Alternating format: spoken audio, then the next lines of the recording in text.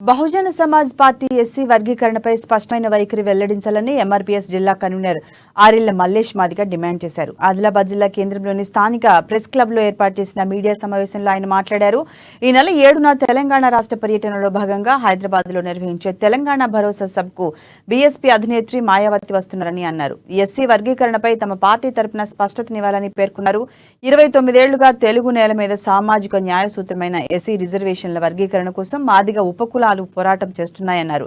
ఈ నేపథ్యంలో అంబేద్కర్ కాన్షీరాం పునాదుల మీద ప్రయాణిస్తున్నారని చెప్తున్న బీఎస్సీ ఎస్సీ వర్గీకరణపై స్పష్టమైన వైఖరి వెల్లడించాలని అన్నారు. పార్లమెంట్లో బిల్లు ప్రవేశపెట్టే విధంగా బీజేపీ ప్రభుత్వంపై ఒత్తిడి తేవాలన్నారు.